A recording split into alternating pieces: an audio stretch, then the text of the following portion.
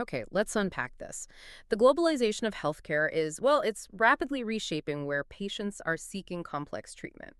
What we're seeing isn't just a commercial trend, but a fundamental shift in service delivery. We're talking about medical tourism. This complex movement of patients across borders for care is impacting everything, from local waiting lists and procurement strategies right through to international quality standards for implants and, of course, revision surgery. For you, the mid to senior medical professional navigating the strategic landscape of a health system, understanding this movement is absolutely crucial. This isn't just market intelligence, it's about policy development, institutional risk management, capacity planning, and maintaining accountability for patient outcomes. Indeed. And the core strategic challenge we face is this. Medical tourism is demonstrably expanding, we know that.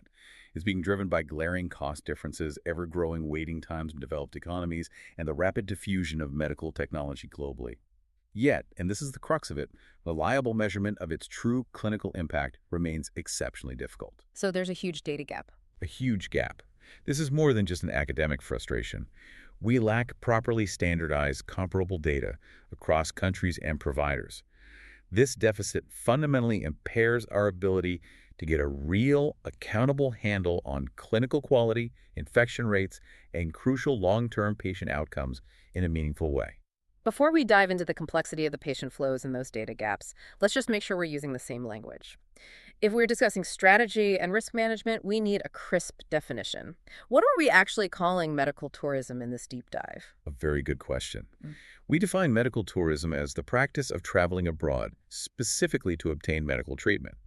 Treatment that is either unavailable, unaffordable, or perhaps most commonly inaccessible due to long waiting times in the patient's home country. And that's a wide spectrum. It's a vast spectrum. It certainly includes high-volume elective procedures like cosmetic surgery and dentistry, but critically, it extends into complex, highly invasive fields. We're talking advanced oncology, cardiac bypass surgery, and of course, major elective orthopedic procedures like hip and knee replacements. Diving into those drivers, then. It's often framed as a purely rational economic decision. But when you consider the logistical complexity and the inherent risk, it becomes a much higher stakes calculation. What are the core components of that high-dimensional choice set that patients are weighing when they decide to travel for, say, a joint replacement? It is a profound consumer choice, you're right, especially in fields like orthopedics, where the outcome dramatically impacts long-term mobility and quality of life. Patients, from what we can see, weigh 5 primary factors. First, direct price is paramount, particularly for the self-paying patient. That's the headline figure. The one everyone sees first. Exactly. Second is the opportunity cost. How long is the waiting list at home versus the time off work and travel required to go abroad? Third, there's perceived quality and safety, which patients often, and this is a key point, conflate with accreditation logos or just the visual quality of the facility. A shiny website. The marketing. Precisely. Fourth, you have factors often overlooked by health systems, such as cultural proximity, language services, and the perceived ease of recovery. And finally, logistics. How smooth is the travel process, and what level of aftercare support is genuinely offered? This multi-factor weighing process determines the heterogeneity of flows we observe. And that heterogeneity is crucial, isn't it? We see these mass flows for dental work in Hungary, which is a very different economic and clinical proposition than a complex cardiac patient traveling to Singapore. The strategic implications for a receiving hospital must differ wildly across that complexity spectrum. Oh, absolutely. The dental patient is often solving a simple affordability problem. The patient seeking advanced oncologic, or for us complex revision orthopedics, is often solving an access or a technology problem. A facility marketing to the former focuses on price and volume. A facility targeting the latter must focus intensely on verifiable outcome data, clinical subspecialty expertise, and a reliable supply chain for complex, non-standard implants. Okay, so given those high stakes and these massive volumes we hear about, why is validating the actual scale of this market so frustratingly hard? We see figures thrown around all the time, double-digit millions of travelers, tens of billions in spending. But how accurate are they for strategic planning? That is the global measurement gap, and it's pervasive because, frankly, it suits certain commercial interests to inflate the figures. Industry estimates, those widely cited figures often propagated by travel and financial analysts, frequently conflate what we would define as a medical patient with an accompanying companion, or worse. A wellness trip. Exactly. Just people on a general health and wellness trip. They mix the patient receiving a complex operation with a person getting a spa treatment, Organizations such as the Medical Tourism Quality Alliance have consistently urged extreme caution against the uncritical uptake of these promotional figures. For policymakers, for payers, and for strategic planners, relying on transparent, replicable indicators is essential. You simply cannot base a multi-million-pound capital investment on attractive but unreliable promotional claims. So, simply counting international patient encounters, that basic head count a hospital uses for its annual report, is fundamentally not the same as measuring the quality or safety of that care. When governments track foreign patient numbers, what crucial data points are typically excluded that severely skew our understanding of the true cost and risk? They exclude the most critical components. Firstly, they often exclude complications that are treated back in the patient's home system. Ah, so they're exporting the risk. They're exporting the cost externality, dumping it onto the sending country's public health system. Hmm. Secondly, they rarely track long-term procedure-specific outcomes. Things like rates of implant loosening or failure, which is critical for orthopedics, or rates of major readmission beyond the immediate post-operative window. So if you only count the procedure and the immediate discharge. You miss the true risk carried by the patient and the true cost should that patient require complex, expensive revision surgery months or years later back home. So the imperative is harmonization. What needs to be measured and standardized across national systems to provide meaningful, executive-level intelligence? We need three things, really. First, clear, consistent definitions that explicitly separate medically necessary health tourism from discretionary wellness travel. Second, improved routine data capture must be enforced. This means tracking the actual case mix by specific procedure codes. So, separating a simple arthroscopy from a total hip replacement and recording standardized, risk-adjusted complication rates within 30 and 90 days. And for something like orthopedics, Tracking specific metrics relevant to the procedure, such as implant traceability, becomes non-negotiable. And finally, we need structured follow-up pathways that cross borders effectively. This means digitization and explicit information sharing between the treating foreign facility and the receiving GP or specialist back home. it's genuinely astonishing that this deficit persists even in highly coordinated regional blocks. I mean, take the European context. We have Directive 211/24 EU, which specifically codifies patient rights to planned cross-border care within the EU. Yet, even with that structure, where does the essential data fall short for the orthopedic patient? The directive is a legal game changer, no doubt. It grants patients the right to seek planned care and be reimbursed, provided specific legal and clinical conditions are met. Yeah. But operationalizing that law into transparent, comparable quality data is the massive challenge. So the framework is there, but not the detail. Precisely. Comparable pan-EU outcome indicators remain limited, and critically, they are underused in decision-making by patients and health funds. For an orthopedic patient seeking a joint replacement in, say, Germany or Spain, the directive guarantees their right to reimbursement, but it doesn't easily provide them with comparable audited data on the surgeon's actual case volume, the specific type of implant used, and its long-term registry performance, or the facility's verified infection rates compared to their local hospital. The legal framework is there, but the operational data transparency necessary for truly informed risk-managed choice is still dangerously lagging. Right. This is where it gets really essential for health system executives focused on competition and capacity planning. Let's map the current landscape. Where are the primary flows heading globally, and what are the specific clinical specialities anchoring these regions between, say, 2022 and 2025? Asia remains the most developed and diversified regional hub.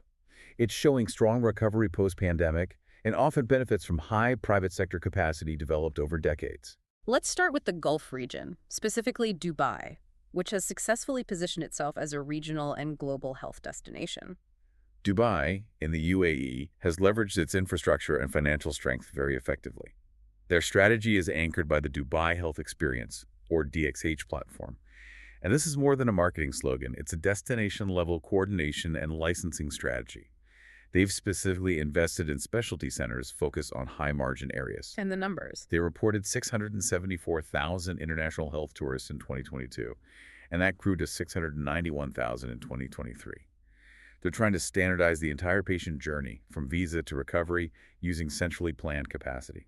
Moving east, South Korea has seen a monumental state-backed jump.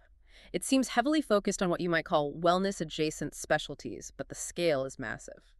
Korea's Ministry of Health and Welfare has reported a powerful post-pandemic recovery, reaching 606,000 foreign patients in 2023.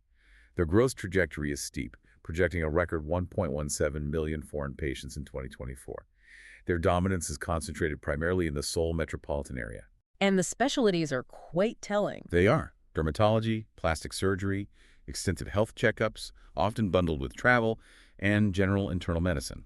So what does that tell us about their strategy compared to, say, Singapore? Well, Korea is aiming for high volume, high margin, relatively standardized elective care, leveraging its technological prowess in digital health and aesthetics. Singapore, conversely, while an established veteran, has maintained a focus on highly complex care oncology and cardiology. They're positioning themselves as a premium, high-trust destination where price is secondary to verifiable regulatory oversight. I see. Their Singapore medicine marketing push has really matured into a regulated quality assurance model. Let's shift to the MENA region, where price competitiveness and sheer volume seem to define the strategy, particularly in countries like Turkey. This is critical for our audience, as Turkey is a major player in high-volume orthopedic procedures.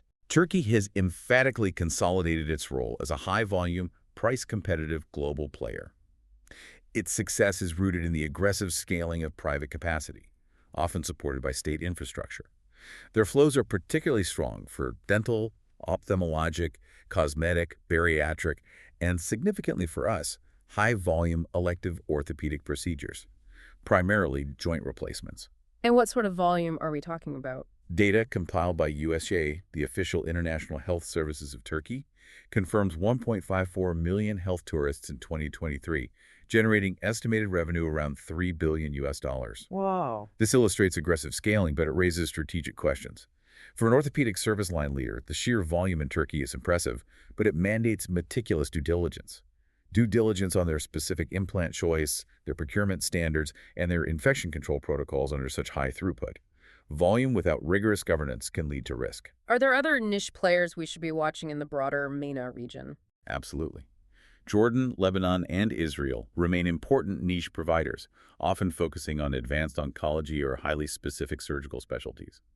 Meanwhile, Tunisia holds a significant position, particularly drawing European patients for cosmetic and rehabilitation segments, often bundling the medical procedure with a recovery stay, tapping into that leisure element. Turning to Europe, mobility is largely policy-driven by that EU directive we mentioned. How does that policy framework shape the specific flows we see, particularly for orthopedics? Within the EU, flows are uniquely shaped by both cost and reliable legal pathways for reimbursement. We see clear cost-driven flows from Western Europe heading towards Central and Eastern Europe. Countries like Hungary, Poland, Romania, and the Czech Republic attract patients primarily seeking lower-cost dental implants and general prosthodontics. So the higher complexity care must concentrate elsewhere. Where are the true orthopedic complexity hubs in Europe? The complexity hubs are often in Spain, Belgium, and Germany. These countries concentrate higher complexity care, including advanced oncology and, importantly, primary and revision orthopedics.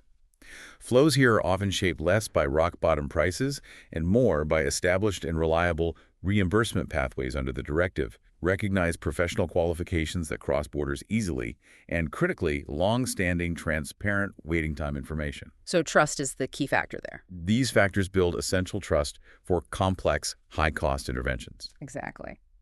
Let's briefly touch upon the Americas and Africa. What niche markets are emerging there that might impact North American and European systems? In the Americas, Mexico and Costa Rica are entrenched leaders for North American patients seeking dental and bariatric travel.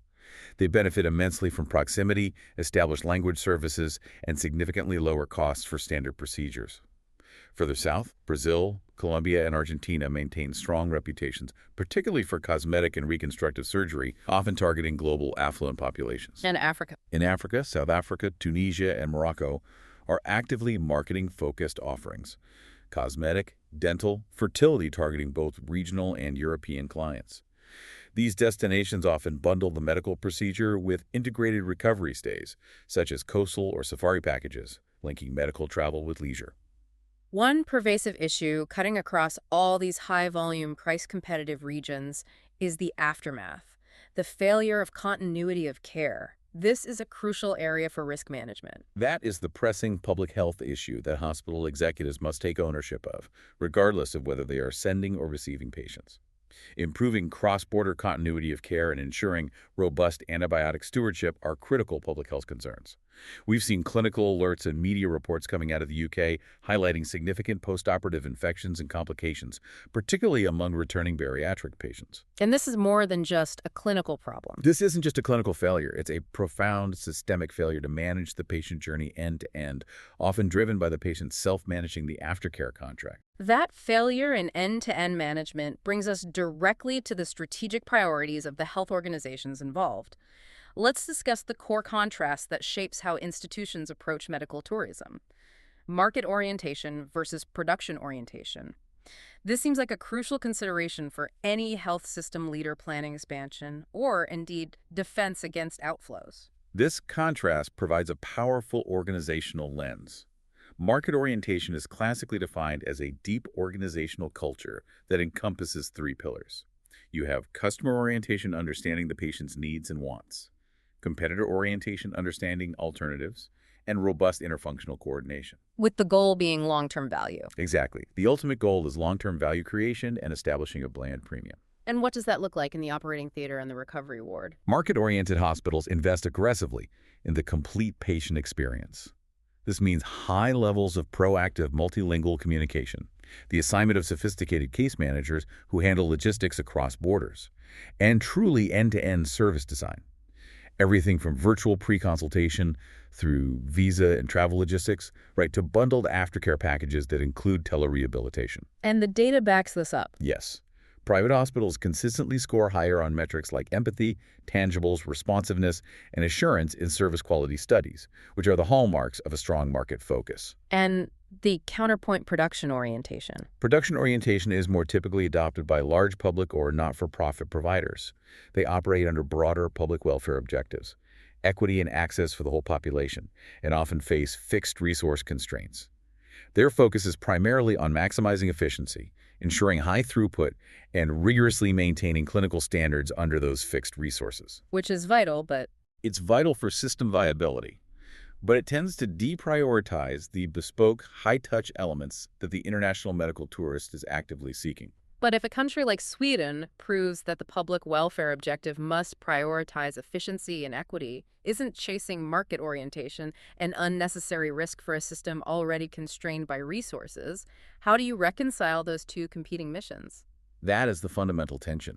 Sweden represents a predominantly public system where the priority is unwavering equity and operational efficiency across the population. Their international marketing is highly cautious, reflecting that strong production-oriented stance tied to national welfare objectives. They often see medical tourism as a necessary evil or, at best, a source of marginal revenue rather than a core mission. Whereas Singapore, despite its robust public system, aggressively blended the two approaches. Precisely. Singapore, during its Singapore medicine push, explicitly courted international patients. This was a classic market-oriented strategy. But crucially, it was backed by strong central government regulation, rigorous hospital accreditation processes, and clear legal frameworks.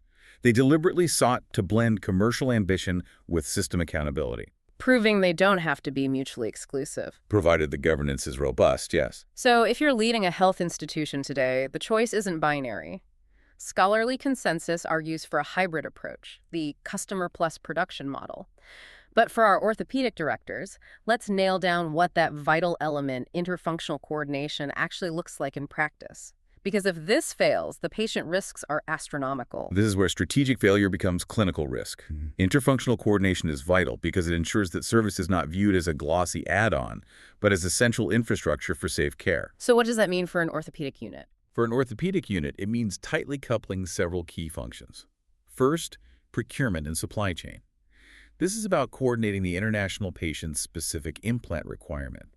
They often demand a major brand with documented registry data, with the operating theater schedule and the purchasing department's inventory. To ensure the correct implant is there on time. Exactly, to ensure the correct size and type is available on time. Failure here leads to delays, or worse, the substitution of an unproven, cheaper implant. Second is infection control and logistics, coordinating cleaning crews, pharmacy for antibiotic prophylaxis, and nursing staff to manage the rapid turnover of a high-volume joint replacement unit. A failure in logistics, say, delays in sterilization or inadequate HVC maintenance, is a direct risk to infection rates.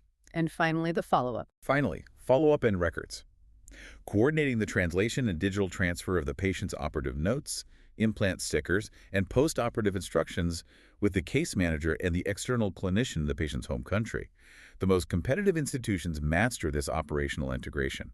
They pair robust market orientation, so superior service, with rigorous clinical governance and that essential coordination to underpin safe, efficient, high-quality clinical care. Moving from the provider strategy to the patient's high-stakes decision, the choice set remains overwhelming. We've established that patients weigh cost, surgeon volume, complication rates, accreditation, insurance, aftercare. How can health professionals introduce structure and rigor into this highly emotional, high-risk selection process? We must move beyond intuition. We can frame destination selection as a structured, multiple criteria decision-making problem, or MCDM. This moves the decision process away from relying solely on attractive marketing and towards systematic, objective trade-off analysis. Can you give an example? Of course. For an orthopedic patient considering a hip replacement abroad, the criteria are often conflicting. Hospital A might offer a price that's 40% lower, but Hospital B publishes a lower infection rate and uses a preferred implant brand.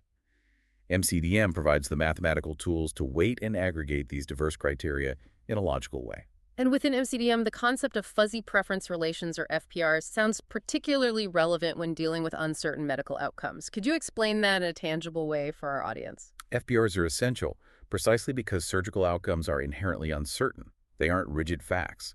Fuzzy preference relations allow decision makers, the patient, family, or a referring intermediary to model judgments under this uncertainty. Instead of forcing a rigid binary ranking, Hospital A is definitively better than a B.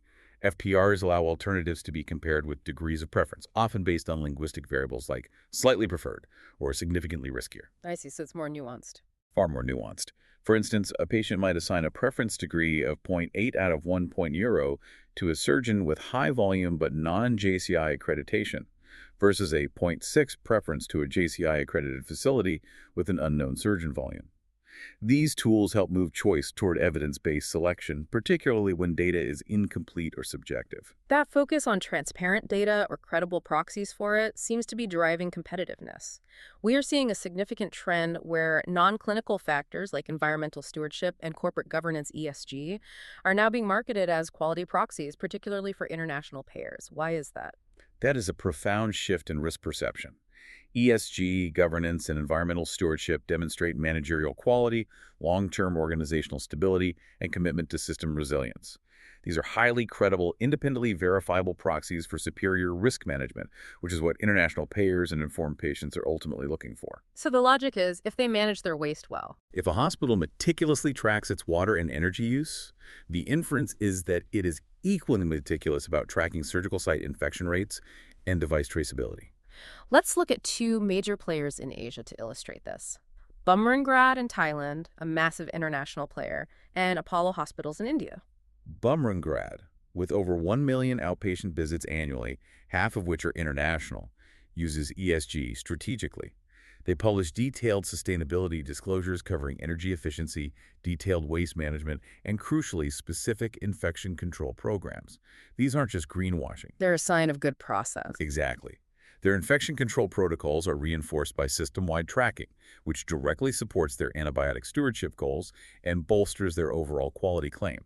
It's evidence of tightly controlled internal processes.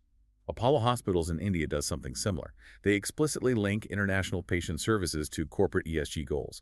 Their disclosures detail emissions targets, green building designs, and significant investment in digital solutions like advanced electronic medical records and teleconsultation infrastructure.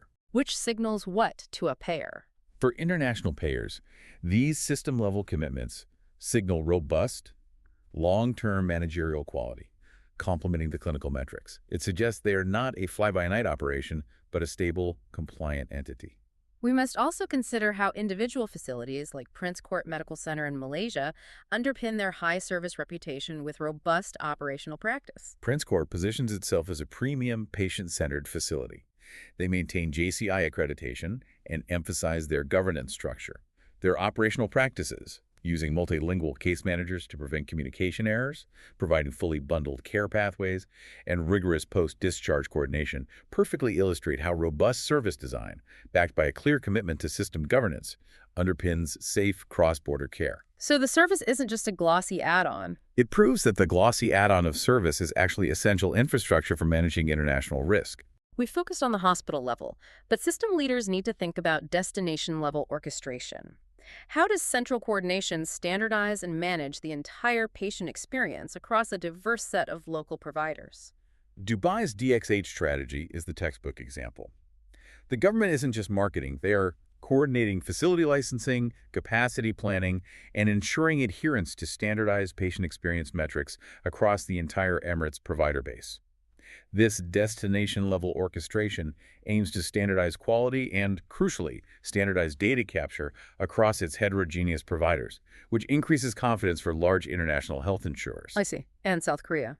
Similarly, South Korea's strategy involves the state registering and monitoring international patient institutions, actively tracking patient flows, and penalizing illicit brokers who misrepresent services. This combines smart industrial policy encouraging growth with rigorous consumer protection, which is the only responsible way to advance the sector. It is essential, particularly for our audience of medical professionals, that we discuss the critical downside with the gravity it deserves. We must raise the stakes and address the negative externalities, the very real risks faced by patients, and the operational impact these outflows have on sending health systems. The clinical risks are numerous, severe, and often hidden from the patient until it is too late. They include variable quality control at the destination facility, alarmingly fragmented aftercare once the patient returns home, the potential for contributing to global antimicrobial resistance due to poor antibiotic practices, And legal recourse is difficult. and the severe difficulty patients face in seeking recourse in malpractice cases across international legal borders. The data emerging from the UK regarding complications following tourism for specific procedures is distressing. We need to be clear about the scale of this problem. We must. UK clinicians and researchers have raised significant concern about a rising tide of complications, particularly after high-volume, cost-driven procedures like bariatric and cosmetic surgery. The evidence is alarming and must inform executive risk models. A commentary published in BMJ Global Health and subsequent UK news coverage reported that at least 28 British deaths were linked to elective procedures performed abroad since 2019. 28 deaths. Yes. This devastating statistic highlights a catastrophic failure in outcomes transparency, destination accreditation, and continuity protocols between the sending and receiving systems. It forces us to ask, why is the post-operative management and aftercare failing so profoundly that patients are dying once they return home? The care contract must extend beyond the airport gate. While those cited deaths focus on bariatric and cosmetic procedures, the implications for orthopedic care, a complex, high-implant, high-infection risk specialty, are immediately apparent and arguably more expensive to fix. Absolutely. The risk profile of complex orthopedics is arguably higher in the long term because of the implant requirement.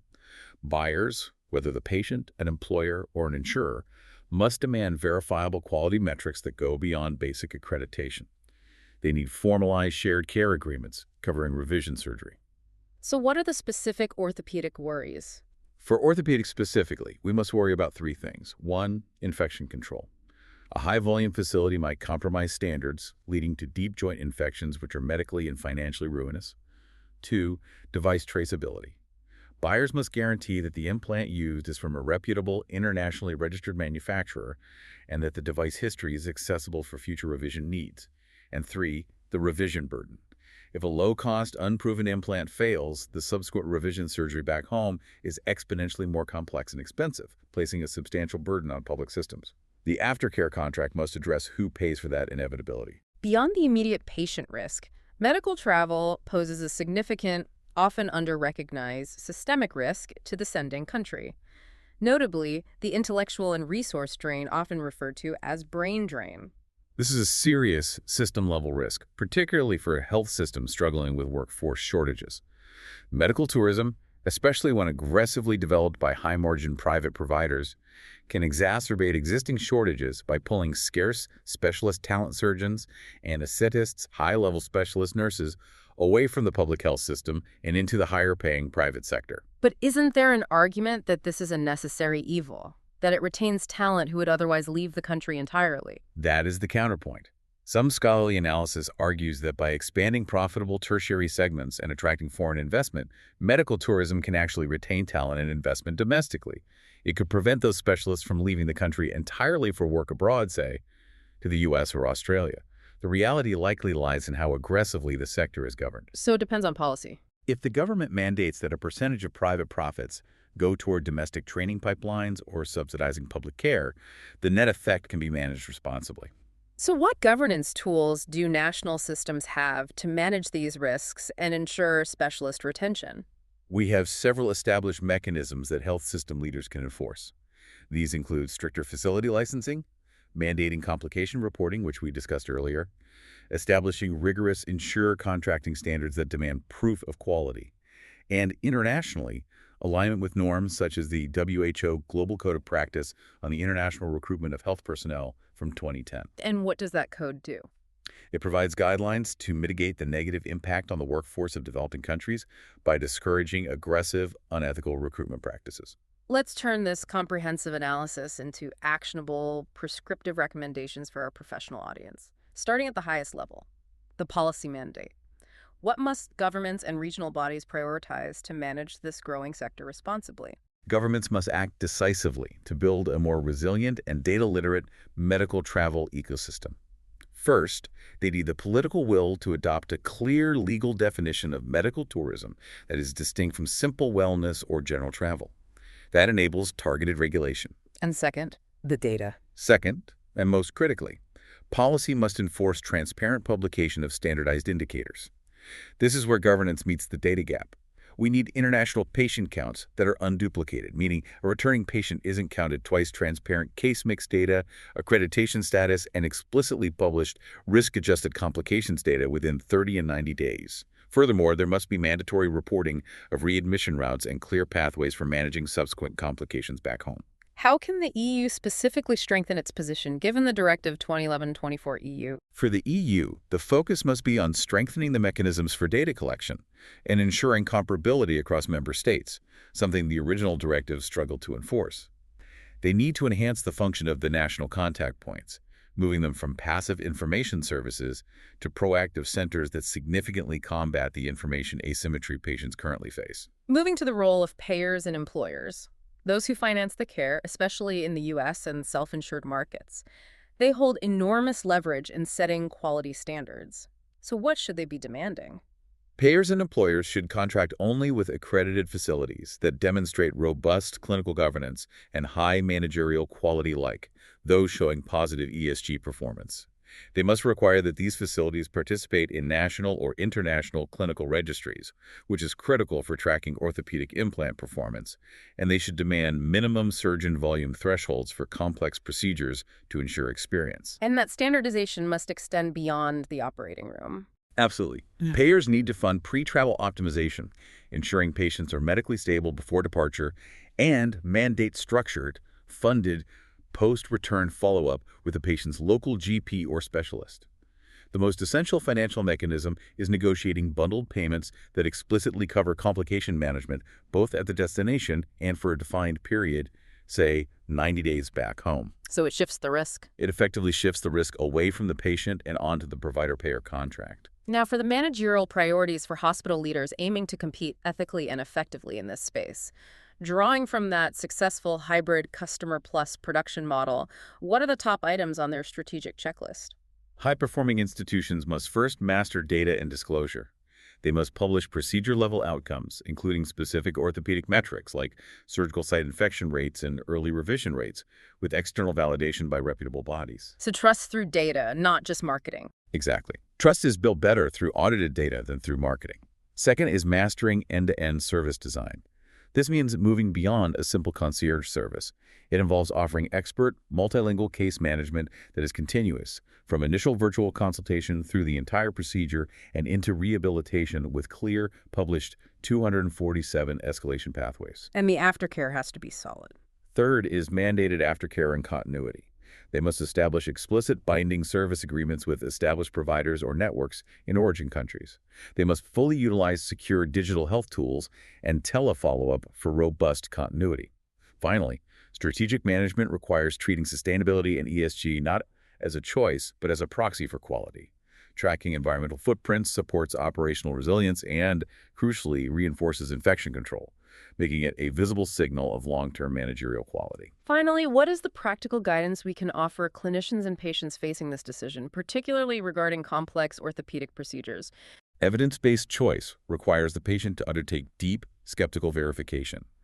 They must confirm institutional accreditation, JCI, or nationally recognized equivalents, verify the surgeon's credentials and their actual case volume for that specific procedure, And demand independent reporting. and demand independent outcomes reporting, not just testimonials. Clinically, they need to scrutinize the aftercare contract and the implant details. Patients must get written quotes that are truly inclusive, covering pre-op testing, the specific implant brand and model, complication coverage, and length of stay. And they must confirm in writing who manages complications back home and ensure their primary care physician is informed and prepared before the patient travels. That seems non-negotiable for high-risk procedures. For complex orthopedic implants or bariatric surgery, ensuring local follow-up capability and understanding the local system's willingness to accept the post-travel risk is absolutely non-negotiable. So what does this all mean for health systems strategy? The medical travel ecosystem is visibly maturing, moving past simple headcounts and glossy brochures to a far more sophisticated, if challenging, assessment of global risk and value delivery. The most significant strategic shift now underway is precisely that, the institutional imperative to move from merely counting travelers to rigorously demonstrating value. Safer surgery, fewer complications, faster recovery, verifiable quality, and crucially equitable benefits for the local health systems involved. And the new decision tools can help. The decision science approaches we discussed, like MCDM and FPRs, offer a vital path toward transparent and patient-centered destination choice that mitigates, rather than ignores, the inherent cross-border risks. If you found this discussion valuable in shaping your perspective on cross-border care and its governance, please take a moment to rate and share this deep dive with your colleagues. The next frontier isn't just about collecting cross-border data. It's about achieving common good governance. That means creating systems that truly balance patient autonomy, which we must respect, with responsible national health system stewardship, ensuring that the high costs and risks associated with surgical complications are not simply exported back to the public sector. That is the question we must all keep mulling over as this sector continues its aggressive global expansion.